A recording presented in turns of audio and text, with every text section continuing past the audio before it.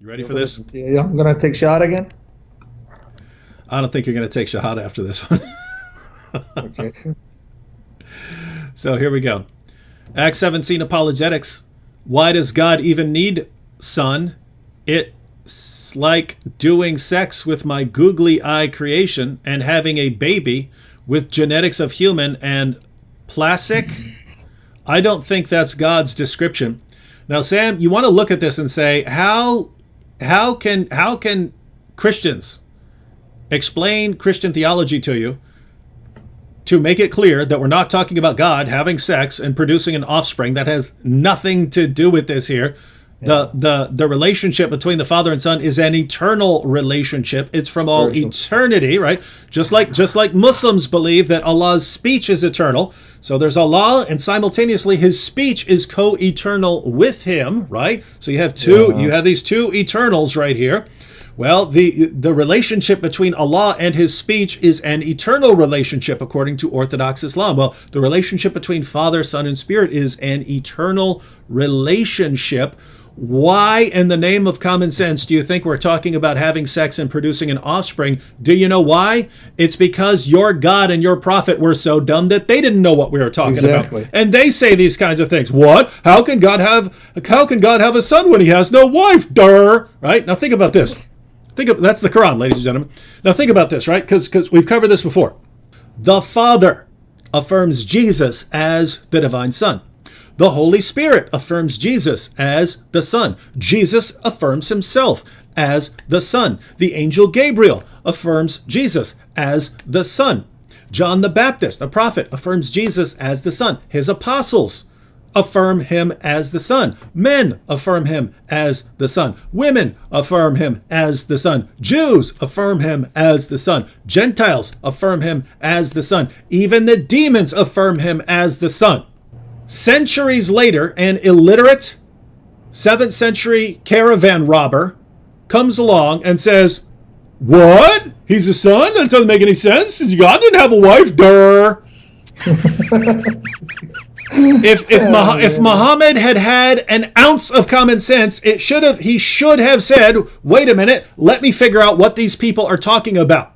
And they would have said, we're not talking about God having sex and producing an offspring, you giant moron. Yeah. But with Muhammad, nope, that's the only thing a father can be. And Sam, by the way, for Muhammad and Allah to think that if you're talking about a father-son relationship, the only thing this could possibly be referring to is sexual reproduction, as our Muslim friend just said here.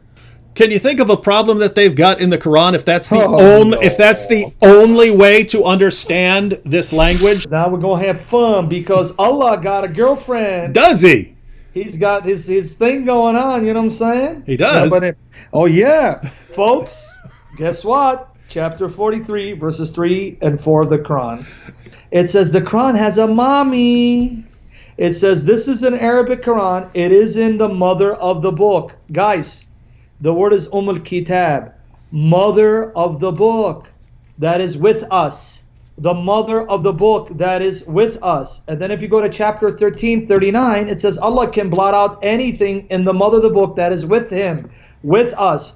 Oh, Quran has a mommy. Mommy.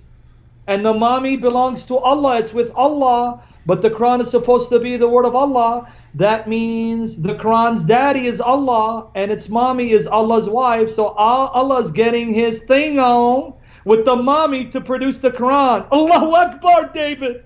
Yeah. Now, guys, do you understand what we're talking about here? The Quran refers, it's not always in the translation. Sometimes it'll say the source of the book or something like that. But in Arabic, it says mother of the book. So there's Allah, there's the Quran, and there's the mother of the book. Now, every Muslim will want to say, it's not talking about Allah having sex with the mother and producing the Quran as an offspring. I would agree. But your God and your prophet are the ones who, like you here, say and insist that if you're saying that there's father and son from all eternity, you must be talking about sex. You're the one saying that if you're talking about this father-son relationship, this parent and offspring relationship, that it can only be a biological sense and not some other sense of father and son. You're the one saying that. Well, if you're the one saying that, and then you talk about the mother of the book, and the mother's with Allah, and you've got Allah, the mother, and then the Quran, The offspring, well, great. Then you're talking about your God having sex with a book and producing the Quran as an offspring, right? You can't get around it because the only way you can get around it is to say, okay, we're not talking about that. Okay, great. Then you would have to say that your God is wrong for insisting that that's the only thing we could mean. There's no way out of it. There's no way out of it. Yep. Thank you once again. I keep saying it. Someone said to you, surprise, David. Surprise, surprise.